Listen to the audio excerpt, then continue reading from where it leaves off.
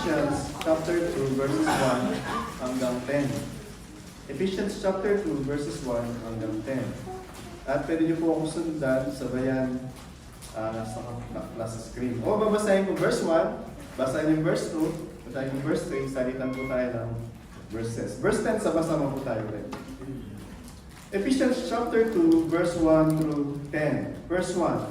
And you were dead in the trespasses and sins, in which you once walked, following the course of this world, following the prince of the power of the air, the spirit that is now at work in the sons of disobedience, among whom we all once lived in the passions of our flesh, carrying out the desires of the body and the mind, and were by nature children of wrath, like the rest of mankind.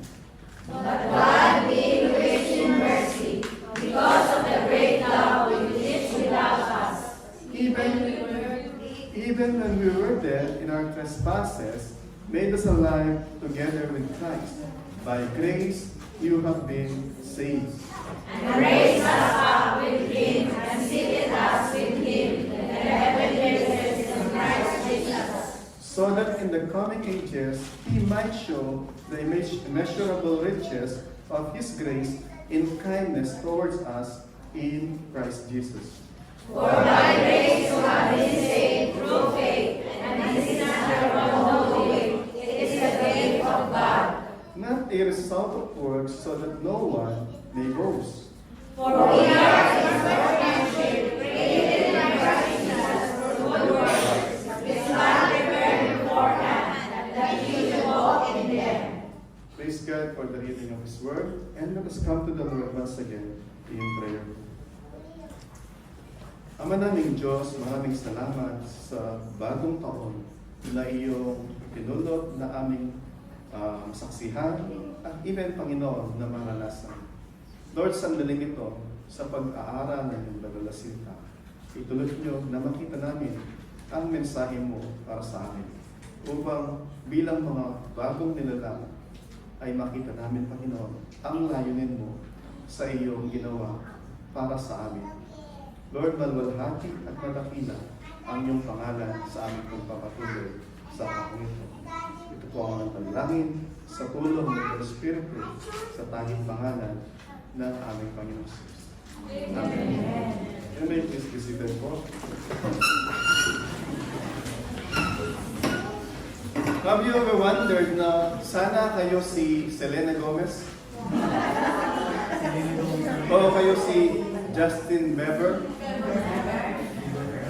Merong dalawang magkaibigan, si San at saka si Dolphin. Sabi ni San, sana naging siya yung, alam niyo may mga winter na pagka parang nag-snow, parang snowflakes. Ang sarap siguro, ako yung, instead na yung mainit, ako yung nagkikreate ng snowflakes. What a cool, diba? Very cool, diba? Cool kasi nag-snow, diba? Pero hindi, diba? Because siya si Sun. At yung kanyang design ng Diyos ay magbigay ng init, warm. Sabi naman ni Dolphin, I wish na ako ay lumilipad parang eagle, di ba? I will soar the sky. Pero siya ay ginawa ng Diyos na mabuhay sa karagatan, sa tubig o sa ocean. And ano ba yung significance ng dalawa na yun? Hintayin nyo sa end ng mensahe para makita natin bakit ko ba kinuwento yung kwento na yun. At even si Selena Gomez at saka si Justin Bieber. So natin po mensahe sa hapong ito ay pinamagan natin a new creation.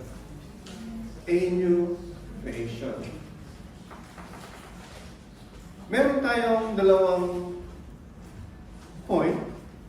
Yung sa verse 1 hanggang verse 3, makita natin the old creation. And then, yung mula sa verse 4 hanggang verse 8, makita natin yung new creation. Makita natin yung contrast. Yung old self o yung old creation, and then yung new creation. Sometimes pag nagda-drive ka, from time to time, tumitingin ka sa mirror, sa unahan, para makita mo na sa likod. Hindi ka nakatutok doon, otherwise mababangga. Kailangan mo nakapokus sa unahan, and yet from time to time, you have to look back para makita mo yung mga nasa likuran mo.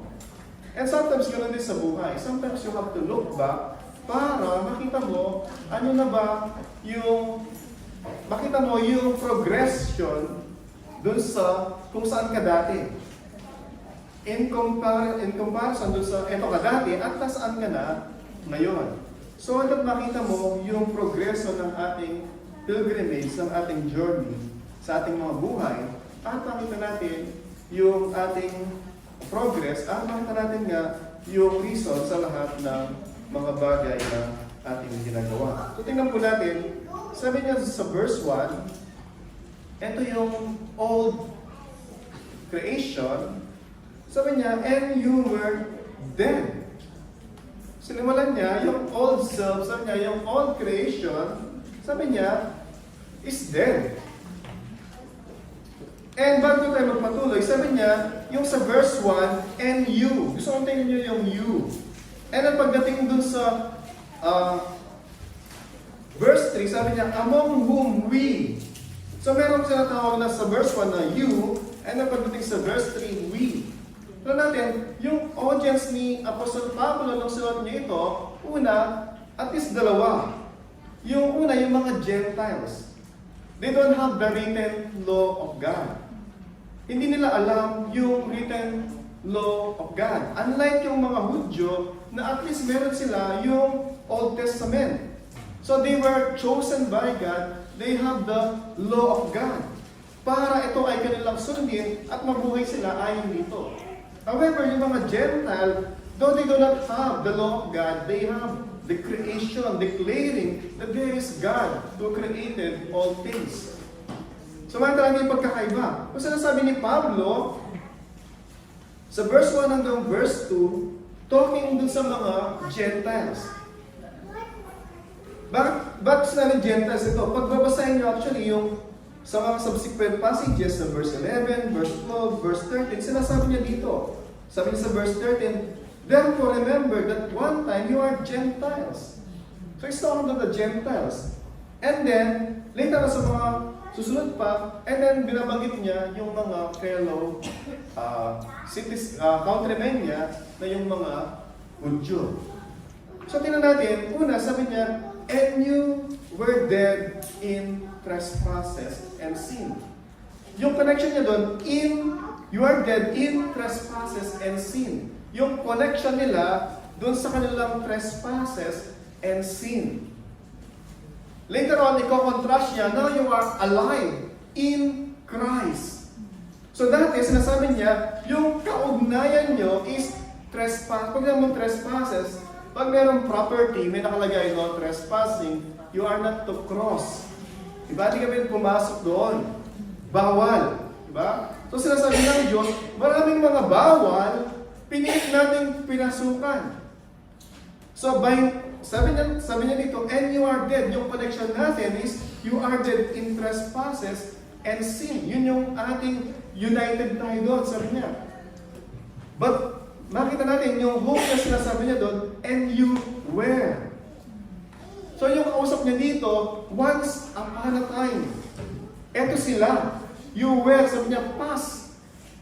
You were dead in your trespasses and sin. Dati, ang kaugnayan nyo, kayo ay mga bangkay doon sa kaugnayan nyo, doon sa inyong trespasses and sin. Pag sinabing sin, yung hindi ka umabot doon sa pamantayan ng Diyos. Tapos, nagdadart ka, tapos. Hindi mo maabot. Hindi mo lamang dinamit yung bullseye, but it falls short. For all have sinned and fall short of the glory of God, sabi ni Pablo sa Romans 3:23. So yun yung sinasabi niya, and we were dead. Pero titinan mo, actually sabi niya, but you once walked. Sabi niya, ano ba? Inisip natin pagpatay, walang buhay, hindi gumagalaw. Diba? Pero hindi sinasabi niya, and she once walked. Ano klaseng patay ito? Patay pero lumalakad. And then sabi niya, among whom you once lived, sabi sa verse 3, carrying out the desire. Ano ba to? Diba? Patay, and yet lumalakad, carrying out the desires of the body. Ano klaseng patay ito? Ito yung mga nasawag na spiritually dead. Doon sa mga kaloob, doon sa mga commandment ng Diyos ay wala kang panlasa. Dead ka spiritually, hindi mo makita, hindi mo maranasan, at wala kang pakialam doon sa mga bagay na patungkol sa Diyos. We were dead, sabi niya, doon sa mga bagay na makalangit o maka-Diyos. At doon sa point 1, nakita natin dito, sinasabi ng Pablo, yung old creation ay una, by nature, they are sons of disobedience. Sabi niya sa verse 2, yung mga old creation o yung dati nating pagkatao, sabi niya, by nature, children of disobedience. And pagdating dun sa verse 3, sabi niya, and by nature, we were children of wrath. Pag tinawag children of wrath, children of hell. Ibig sabihin, sinasabi niya, yung ancestor natin, yung DNA natin, yung bloodline natin is by nature children of disobedience. Ibig sabihin, mga pasaway. By nature, anak tayo ni pasaway. At by nature, anak tayo ng impyerno.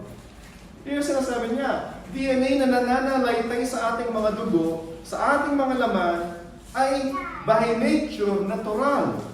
Na tayo ay mga pasaway at natural na mga anak ng impyerno. Yun tayo dati, sabi niya. Diba? In which you once walked, following the course of this world. Yung ating nilalakaran ay kung ano yung gusto ng sanglibutan. We are not only children of disobedience, children of wrath, but we are worldly, earthly, earthbound. Kung ano yung dikta ng sanglibutan, doon tayo. Yun yung dati nating pagkatao. Sabi niya, following the prince of the power of the air, that is Satan. Following Satan, why? As, sabi niya, the spirit that is now in the world, at work in the sons of disobedience. Makita niyo yung sinasabi niya kung sino tayo dati.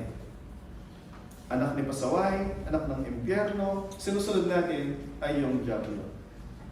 Yun daw tayo dati. Parang tingnan niyo katabi niyo, ba? Parang di ako naniniwala. Parang anghel yung katabi ko na to. Diba? Or, pag tinignan nyo, ay, oo nga, pastor, tama ka. Nakikita ko yung dalawang gumagano yun sa... Diba? Pero sinasabi dito, you were, di ba? Dati. Dati na to, sabi niya. And then sabi niya, pagdating dun sa verse 4, after nang sinabi kung sino sila dati, but now, sabi niya, but God, being rich in His mercy, because of His great love, with which He loved us, even when we were dead in our trespasses, sabi niya, sa kabila ng kung sino tayo dati, but God. Pag sabi mong but, meron siya biglang kambyo. But God, being rich in His mercy, because of His great love, with which He loved us, even when we were dead in our trespasses, made us alive together with Christ. Amen. So, dati yung old self natin, old nature, pasaway by DNA, anak ng impyerno by nature, at sinusunod si Satan, but now, sabi niya, at kaugnayan natin dati is sin, trespasses, pero now yung new creation, ang kanyang sinasabi, we are now alive in Christ. So yung new creation is now, yung kanyang kaugnayan no longer sa pasaway o trespassers, tawag ba ito, trespassers? At sinners, but now sabi niya, you are now alive in Christ. Dati wala kang panlasa sa mga bagay na maka-Diyos. Dati wala kang hindi mo dinidesire yung ngayon, hindi mo alam yung mga bagay na yun.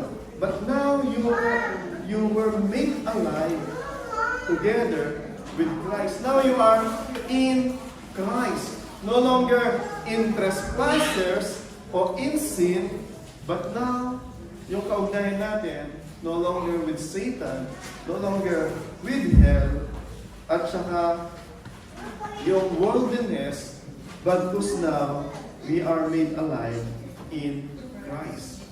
So in your creation, made alive in Christ. And then nilamang made alive in Christ, but even recreated in Christ. Sabi niya sa verse 10, we are Christ's workmanship, we are His workmanship, created in Christ Jesus. So eto tayo ngayon, kung kayo ay Kristiyano, eto yung sinasabi ni Pablo sa inyo, Hentil ka man, Hudyo ka man, sabi niya, you are now a new creation. You are now alive in Christ. And you are now a God's creation in Christ Jesus.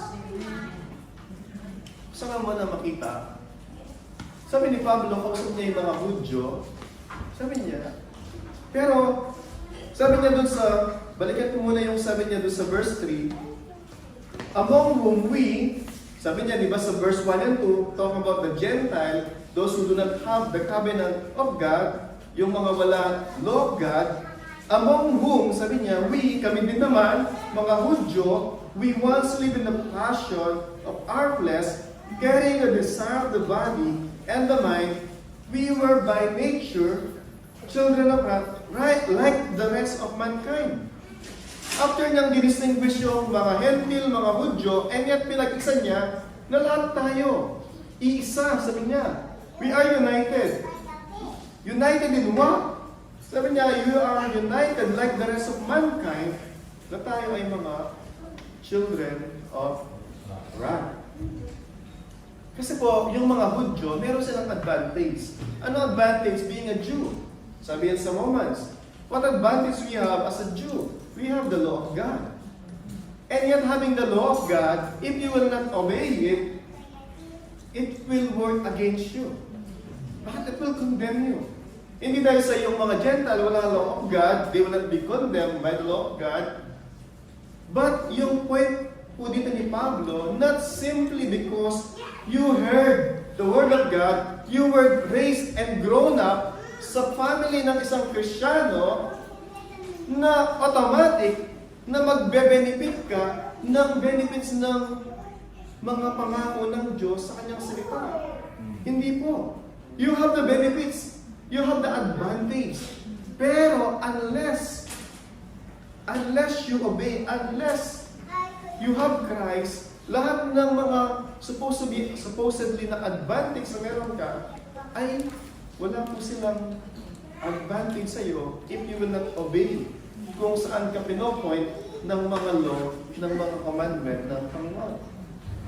Kaya po tininan nyo, marami sa atin, lumaki na sa church, di ba? Ibig sabihin, sinilang sila sa church, they grow up doon sa Christian home. Pero, marami na mga, nung nagbinata na sila, nagdalaga na sila, at saka sila nag-rebelde. Bakit? Malaya na sila. Diba? Kasi all their lives, nandun sila sa pakpak ng kanilang mga magulang. Protected sila. Dependent sila sa kanilang mga parents. Nung nag-work na sila, and then, para sila nakawala doon sa, parang alam mo yung ibon na nakawala sa cage. And then, tsaka niya tinikman yung, ang sarap pa ng uminom, ang sarap pa ng mag-disco, ang sarap pa ng... And then, by God's grace, meron towards the end ng kanilang buhay, na-realize sila, tama pala si tatay, tama pala si nanay. May mga sad story na gano'n. towards the end na kanilang buhay, tsaka nila na-recognize na save pa rin sila. Pero why wait doon sa end ng gano'n, di ba?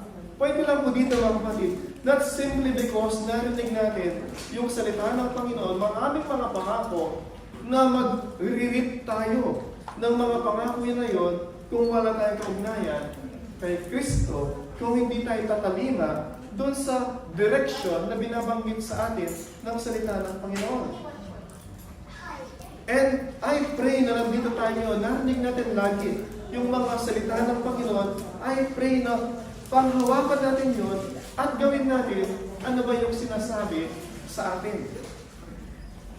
Meron po sinasabi sa Jeremiah chapter 13 verse 23. Let me read po sa inyo. Sa Old Testament, sabi ni Jeremiah chapter 13 verse 23, can the Ethiopian, alam niyo Ethiopian, di ba? Ethiopian usually by nature, mga maitim, di ba? Sabi niya, can the Ethiopian change his skin? Although yung leopard, yung kanyang polka dots na balat, hindi, di ba? Rhetorical na tanong, of course, yung sinasabi, hindi. And then sabi niya, then you also, you can do good who are accustomed to do evil. Sabi niya, kung paano yung Ethiopian, yung leopard, hindi nila kayang palitan yung kanilang mga balat, kayo din naman, na by nature, children of wrath, by nature, children of the devil, you cannot change your nature. Hindi natin kaya. Pero salamat, may pangako ang Diyos. Sabi sa John chapter 8, verse 36, so John chapter 8, verse 36, sabi po ng Panginoong Sus, ang Panginoong Sus na nagsasalita, if, sabi niya, if the Son sets you free, you will be free indeed. Sabi na kanina, we were by nature slave, children of wrath, but if the Son sets you free, recreate you, you will be free indeed. So pwede tayong maging malaya doon sa pagkakaalipin, doon sa DNA ni Satan, if we are created by Christ Jesus.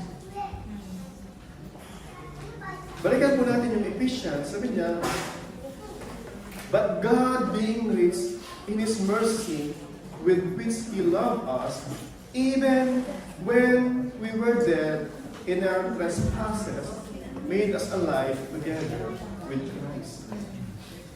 Gusto ko pong buksan nyo, kung may Bible kayo, sa Romans chapter 3, pagbabasahin nyo Romans chapter 3, verse 19 hanggang verse 28, at saka yung Ephesians chapter 2, verse 1, yung buong chapter 2, i-connecta nyo sila, maliwanag na makikita nyo ano ba yung sinasabi ng Panginoon. Tingnan nyo po yung Romans chapter 3, at gusto kong i-connecta natin yung dalawa. And then, i-hold nyo yung sa Ephesians chapter 2, because balik-balik tayo sa chapter 2 ng Ephesians, at saka sa Romans chapter 3. Uli, babasahin ko yung nandyan sa screen. Sabi dyan, but God being rich in His mercy, because of His great love, with which He loved us, even when we were dead in our trespasses, made us alive together with Christ. And then sabi niya, by grace, you have been saved. By grace, you have been saved. Kaya pupunta ako sa Romans chapter 3. Sabi niya sa Romans chapter 3, simulan ko sa verse, simulan ko sa verse 20.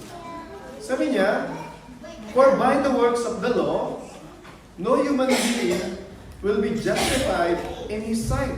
Sabi niya, by doing any works, goodness, righteousness, it will not save you. For by the works of the law, no one will be justified in His sight. So maliwanag po yung nasasabi, by human effort, no one will be justified in His sight. And then sabi niya, verse 21, but. So, mahalaga yung but. Kung paano mahalaga yung but sa Ephesians chapter 2, verse 4, ganun din sinasabi dito sa chapter 3, verse 21 ng Romans, but now, the righteousness of God has been manifested apart from the law. Sabi niya, ngayon, the righteousness of God has been manifested apart from the law. Verse 22, the righteousness of God through faith in Jesus Christ for all who believe. Sabi niya, there is a righteousness. Apart from, sundin mo to, gawin mo to, then you will be righteous. Kasi kung ginawa mo to, sinunod mo to, ibig sabihin, you obey the law. You are righteous. Pero lahat tayo ay nagkasala. Hindi tayo matuwid. There's none righteous, not even one. But then sabi niya, apart from following the law, there is now a righteousness manifested. How? Sabi niya, the righteousness of God through faith in Jesus Christ for all who believe. And then sabi niya, hindi siya natapos doon. Verse 23, for all have sinned and fall short of the glory of God. But then verse 24, and are justified by His grace as a gift. Sabi niya, there is a justification na available. Ito ay gift. Ito ay kaloob. Ito ay libreng kaloob mula sa Diyos. And then sabi niya, through the redemption that is in Christ Jesus. Kanino nakakonekta yung gift? Kay Kristo. Kanina, connection natin, disobedience, at saka trespasses and sin, di ba? Pero ngayon, sabi niya, there is freedom, there is righteousness, there is reconciliation available to God through Christ Jesus. And then sabi niya, verse 25, whom God put forward as a propitiation by His blood to be received by faith. Sabi niya, yung gift na yon, you can receive by faith. Ano yung faith? Faith hindi yung I believe, I believe. Faith is rooted dun sa recorded facts ng Diyos na ginawa niya na record sa Bible. Ano ba yung mga ginawa ng Diyos? Yung mga Israelita, niligtas sila ng Diyos, dinala sa Promised Land. Kung paano ang Diyos, sa kabila ng mga pasaway sila, dinala pa rin sila ng Diyos, God is faithful. The same God na sa kabila ng ating mga kasalanan, if we will trust Him, if we will believe in Him, He will save us sa ating mga kasalanan. At sabi niya, so it will be received, sabi niya, by faith. And then sabi niya, verse 27, mag-jump ako, sabi niya, then what becomes of our boasting? Then, ano yung pagyayabang natin? Sabi ni Pablo, tayo na mga Hudyo na recipient ng law of God. Sabi ni Pablo, it is excluded. By what kind of law? By the law of works? No. But by the law of faith. Ano po yung sinasabi ni Pablo doon? There is a righteousness available to us, yung righteousness mula kay Kristo. Sabihin, kung magkakaroon tayo ng righteousness, ito ay available lang sa dalawang pamaraanan. Number one, gusto mo maligtas, sundin mo yung kautusan. Pero dapat sundan mo 100%. Kasi sabi ni James na kapatid ng Panginoong Jesus, sinunod mo yung 99%. Dahil kamali ka sa isa. Still you are called sinner. Ikaw ay makasalanan pa rin. And sabi, wala kang makakasunod sa kautusan. Pero merong isa. Nag-isa lang. Yun ay si Kristo. siya na sumunod sa kautusan, siya yung ating representative. So pagka tayo ay in Christ, yung mga pagsaway natin, pasaway natin, pinanguna yun sa krus. At yung righteousness na meron siya, yun yung ibibigay sa atin. Pag tinignan tayo ng Diyos Ama, nakikita niya sa atin yung righteousness ni Kristo. Hindi natin righteousness yun. Righteousness mula kay Kristo. Na ibinigay sa atin sa magitan ng pakikiisa natin kay Kristo. Pakikipisan natin kay Kristo. Kaya nga sabi sa Romans chapter 6, the old has gone, and then nung inahon ka muli, doon sa picture ng baptism, the old has gone, when you are raised again from the dead, nung inahon ka sa water baptism picture, then you are now a new creation. The old has gone, the new has come.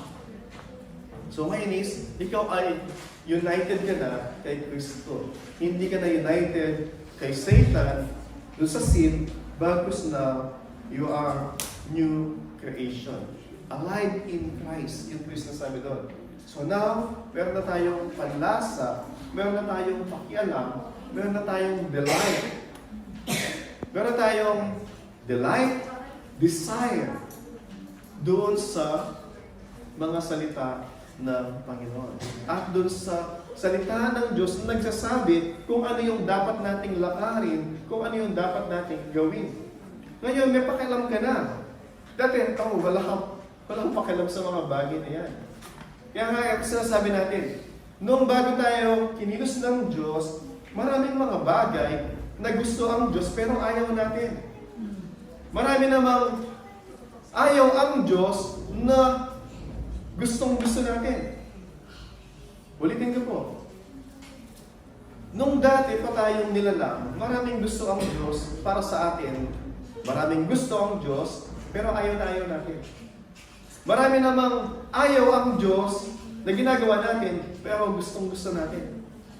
Pero nung kinilos tayo ng Diyos, yung mga bagay na dating gustong-gusto natin, pero ayaw ng Diyos, ayaw na rin natin. Pero yung mga bagay na ayaw naman natin dati, pero gusto ng Diyos para sa atin, ngayon, we are delighted and we desire them. Why?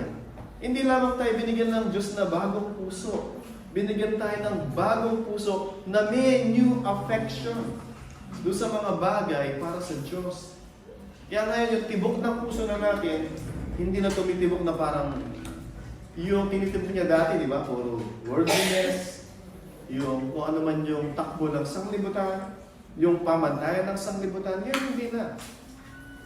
Yes, minsan may mga temptation, may mga tukso around us, pero yun yung ginagamit ng Panginoon. Para tayo lalong kumapit sa Kanya. Para tayo magtiwala sa Kanya. At lalo tayo, Lord, dalian mo na Lord, bumalik ka na. Pagod na ako dito sa mundo ito. Na nakikibaka ako, umagang-umaga pa lang Lord, ang dami ng temptation na nagme-message sa akin, Lord. Binigay na naman yung number ko, di ganito. Nag-message na naman sa ganon. Diba? Lalo na, bagong New Year, dami na kilala, diba? Ang dami nagbigay ng mga number. Diba? Lord, please, haste the name. Lord, come now. Ngayon is, while we treasure, we appreciate yung mga blessings na binigay sa atin, yung mga pamilya, yung church, lahat to, mahal natin. And we appreciate. We praise God. Pero mas excited tayo na dumating siya, di ba? Kahit gaano kagwapa ang asawa mo, gaganda asawa mo, praise God, di ba? Pero hindi yun matutumbasan ng presensya, ng feeling ng Diyos na makasama natin siya. Di ba? Hindi tayo nagsasabi, Lord, huwag ka munang dumating, Lord, please. Di ba? Hindi tayo I hope di ka nanalangin na gano'n. Di ba? Kung nananalangin ka, Lord, wag muna, Lord. Ang dami pang ma-enjoy dito, Lord, please. Pag ganun po yung cry natin, you don't understand yung blessedness na meron sa presensya ng Diyos. Lahat ng to na meron tayo sa Lord, I treasure, I appreciate. Yung pagising mo sa umaga, na, of course, meron sa atin na may privilege na pagising mo sa umaga, pagdilat mo, oh, Sister Joy, diba? Thank you, Lord, di ba? And then, pag pumunta ka sa kwarto, kasi wala ako sa kwarto, nasa living room ako. Sa living room ako natutulog.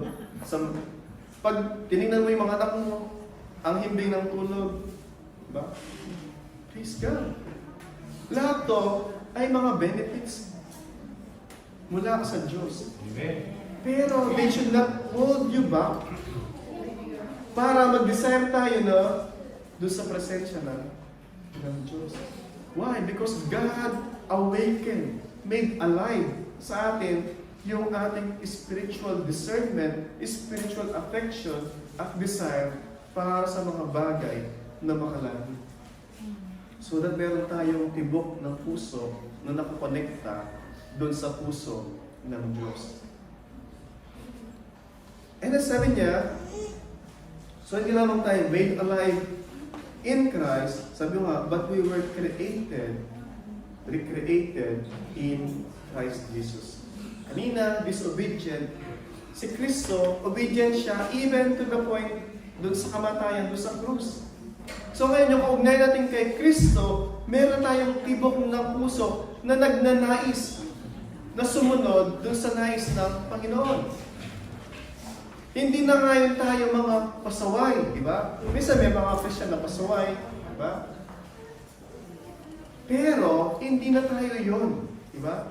At pinapaalalahanan tayo ngayon is, now because of our union in Christ, now, meron tayong desire na sumunod doon sa nais ng Panginoon para sa akin.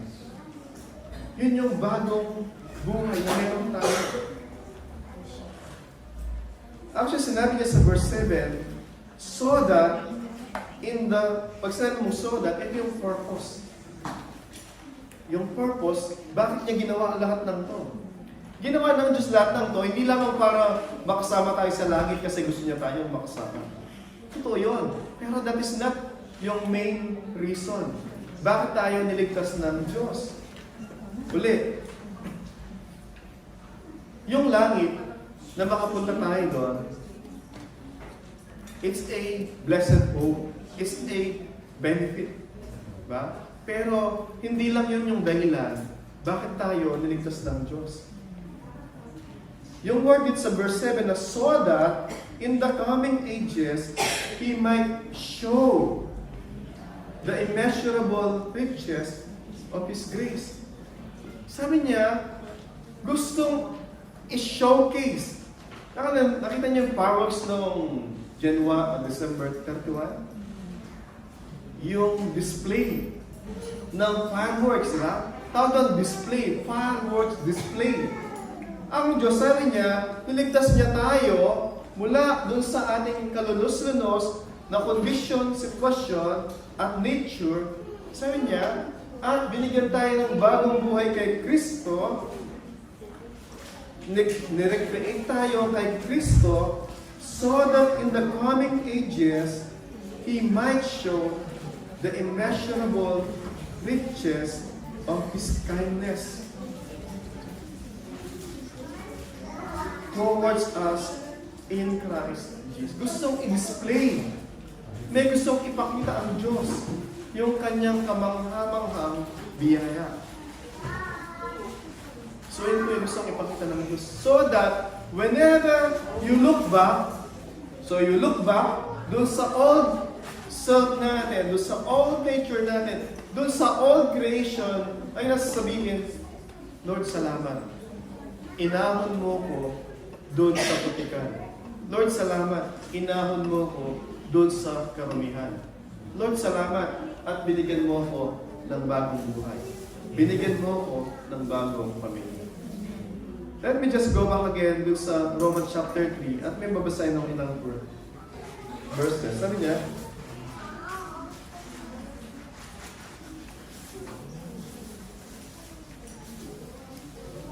Romans chapter 3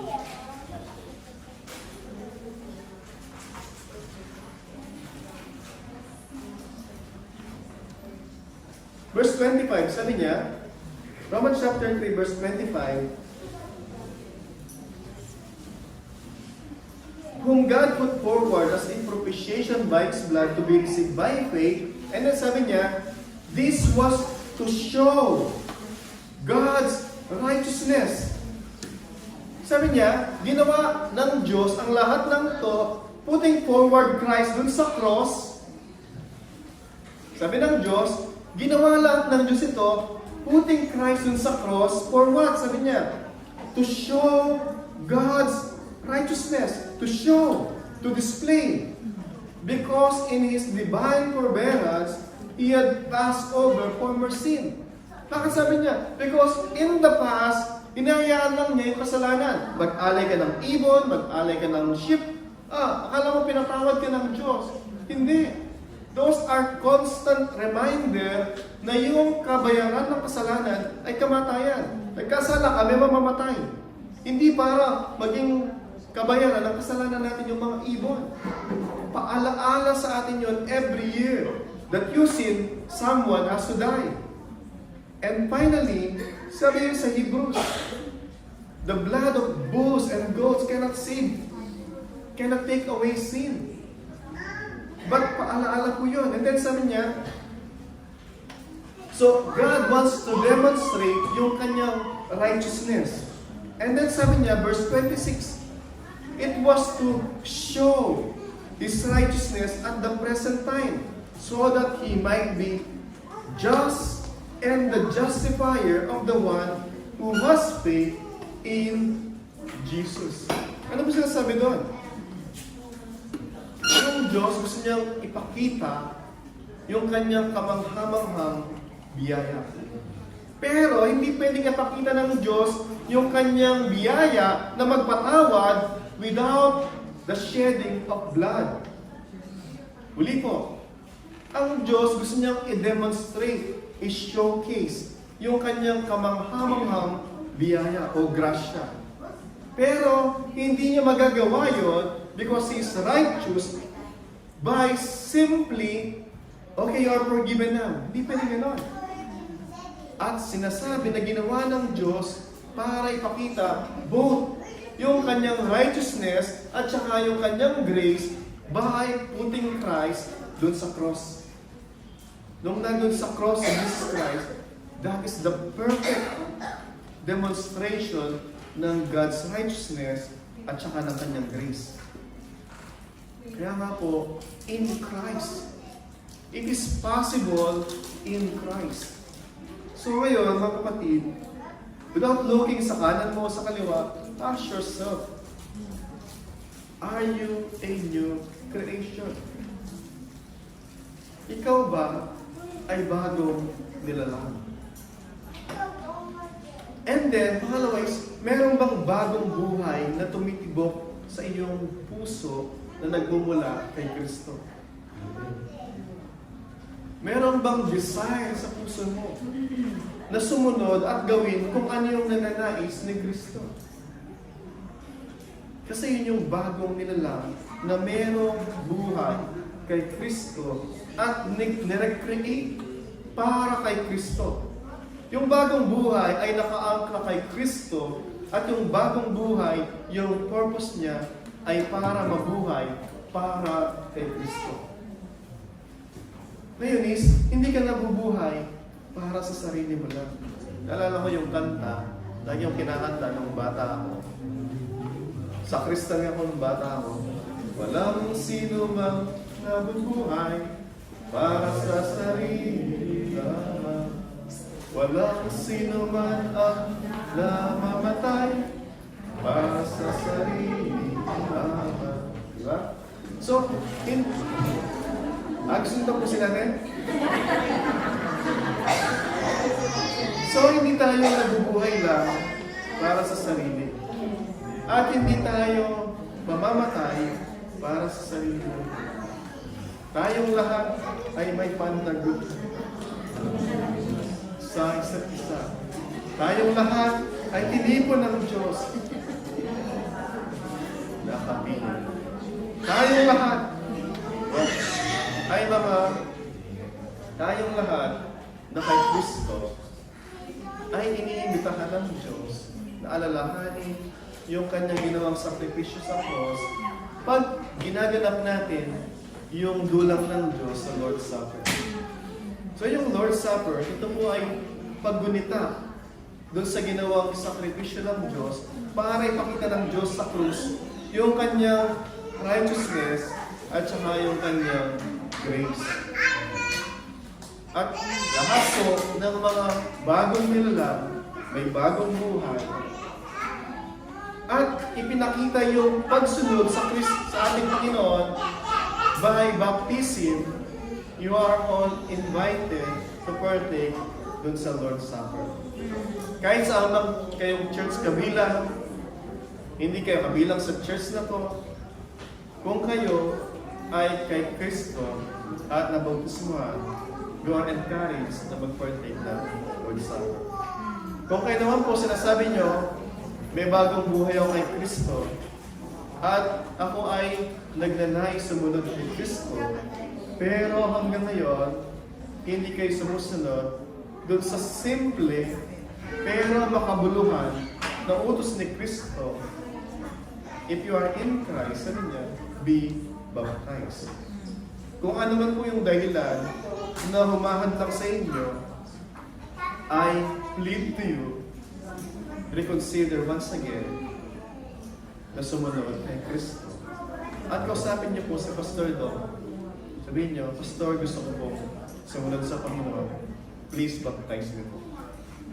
And gagawin po namin kung ay narapat para isang katubangan po yun. Para next Lord's Day, next Lord's Supper, first Sunday of the month, next month, gagawin po na sama-sama yung Lord's Supper na kasama po tayo. Muli, yung mga baptized believer po, I invite you na tumayo para sa ating Lord's Supper. And habang dinidistribute po yung mga elements,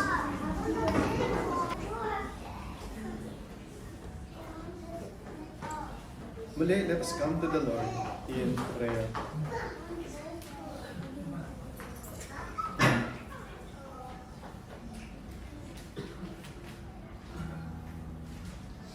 Lord, muli, maraming salamat that while we were yet sinners, dead in our trespasses and sins, Lord, you sent your Son to die on our behalf, setting us free from the captivity of sin and death.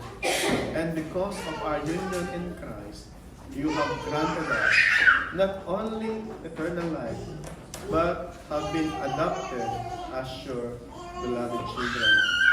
Father, thank you so much. Not only we are forever grateful for what you have done, but we will be eternally worshiping you, thanking you, God, for the redemption that you have done to redeem us from our sins through Christ Jesus, our Lord and our Savior. And now to Him, brothers and sisters, who is able to keep you from stumbling and to present you blameless before the presence of His glory with great joy. To the only God, our Savior, through Jesus Christ our Lord, the glory, majesty, dominion, and authority before all time and now and forever. Amen. Amen.